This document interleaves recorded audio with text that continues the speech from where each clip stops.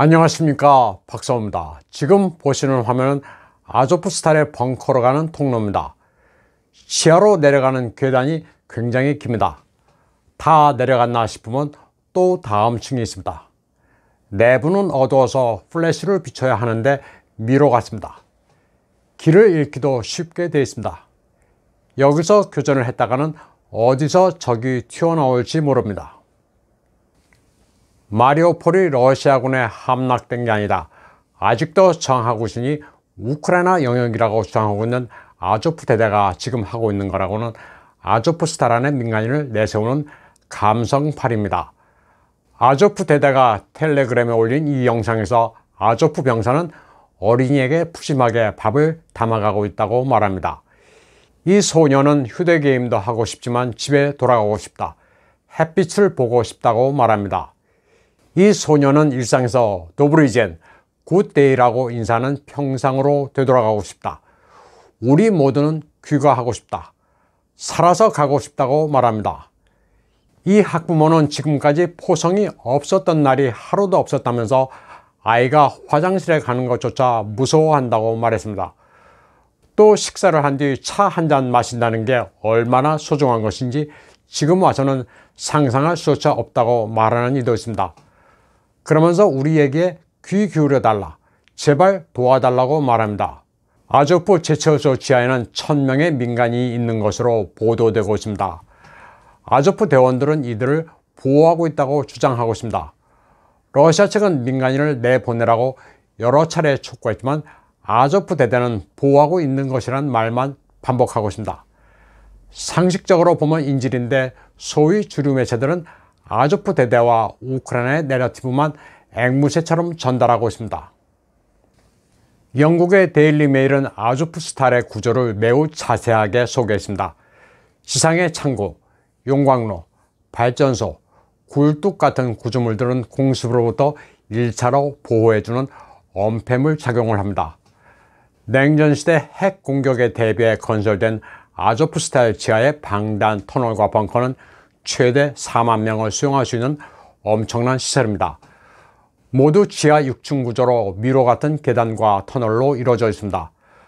구조가 워낙 복잡해 아조프 대대가 게릴라전을 수행하기가 아주 좋습니다. 마리오폴 시내 여러 곳으로 통하는 비밀 통로도 있는 것으로 전해지고 있습니다.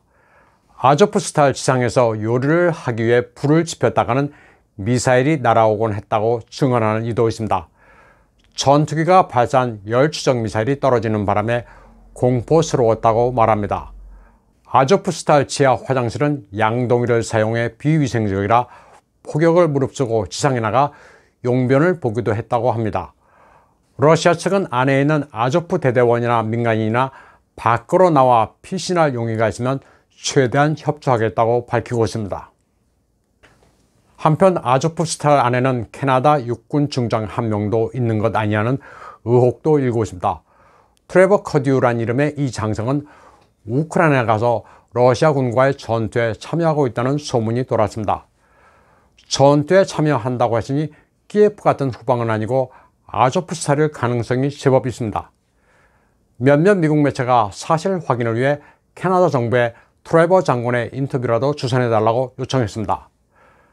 그러자 캐나다 정부는 알았다고 해놓고 시간을 질질 끌다 4월 21일 엉뚱한 답변을 했습니다.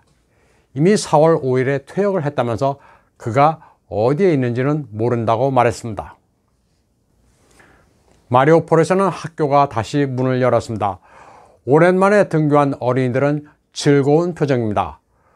우크라이나 측은 러시아의 선전이라 주장하겠지만 이렇게 많은 어린이들의 동심을 억지로 연출할 수는 없습니다.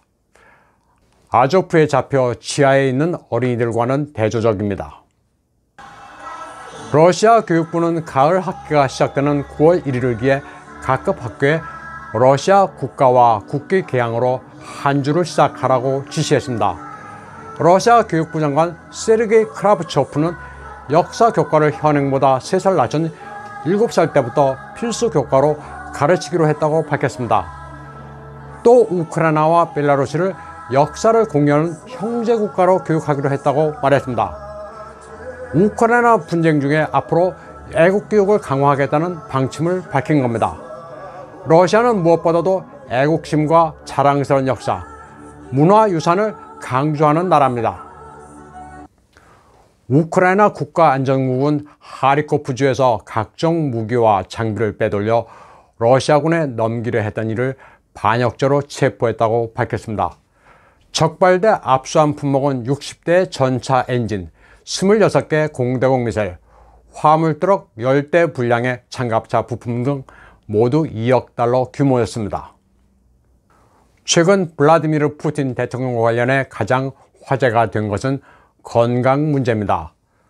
푸틴이 마주 앉은 세르게이 쇼이구 국방장관으로부터 보고를 받는 모습을 두고 서구 매체들은 일제히 푸틴이 파킨슨 병을 앓고 있는 것 아니냐는 기사를 쏟아냈습니다.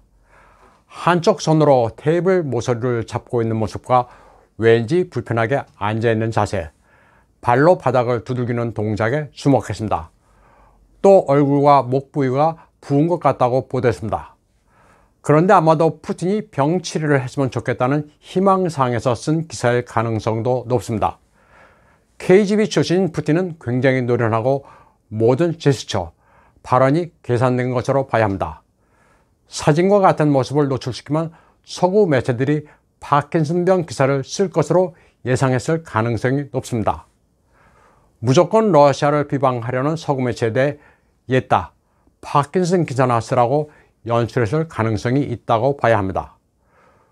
구소련 시절부터 러시아는 정치 관련 공개 정보가 드뭅니다. 그래서 겉으로 보이는 크렘린의 프로토콜로 내부의 미묘한 움직임을 분석하는 학문을 크렘리놀로지라고 합니다. 서구의 러시아 전문가라는 사람들은 당연히 파킨슨 이야기를 했을 테고 기자들은 기사거리 생겼다고 대서특필한 것으로 봐도 그다지 틀리지 않습니다. 한편 러시아 중앙공구사령관 루스탐 민네카예프는 러시아군이 돈바스에서 크림, 나아가 흑해 연안을 장악해 남부 회랑을 조성할 계획이며 순조로움은 몰도바, 특히 러시아계 주민들이 많이 사는 트랜스니스트리아까지 접근할 수 있다고 밝혔습니다. 그러자 몰도바는 발칵 뒤집혔고 젤렌스키도 우크라이나 다음 목표는 몰도바라면서 공포를 조성하고 있습니다.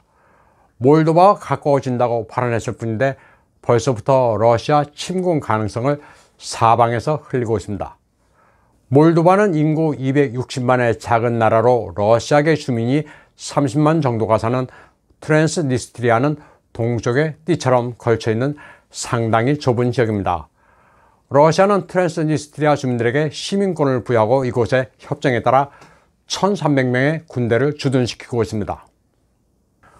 러시아의 흑해 남부 회랑 구축설은 푸틴이 3월 8일 국제여성의 날 예카제리나 여제를 본받겠다고 해서 주목을 받았습니다. 독일 출신인 예카제리나 여제는 제정 러시아의 대표적인 여걸로 오데사, 니콜라예프, 크림, 마리우폴 등 흑해 연안을 정복한 여제입니다. 푸틴은 예카제리나 여제의 유명한 말도 언급했습니다. 내가 살아야 하는 동안 내 혀로, 펜으로, 검으로 조국을 지킬 것이란 유명한 문구였습니다. 예카제리나 여제는 국내 영화로도 개봉된 바 있습니다. 캐서린 제타 존스가 주연을 맡았습니다. 캐서린 제타 존스, 그 캐서린의 러시아식 이름이 예카제리나입니다. 우연인지는 몰라도 공교롭습니다. 상트페테르부르크의 에르미타지 박물관을 세운 것으로도 유명한 예카제리나 여제는 건강이 좋지 않았습니다. 그래서 서구 미디어들은 푸틴이 예카제리나 여제를 본받겠다는 발언에다 쇼이구 장관의 보고 청취 사진을 엮어 파킨슨 이야기를 만들어내는 소재로 삼았을 수도 있습니다. 오늘 방송은 여기까지 하겠습니다. 시청해주신 여러분 감사합니다.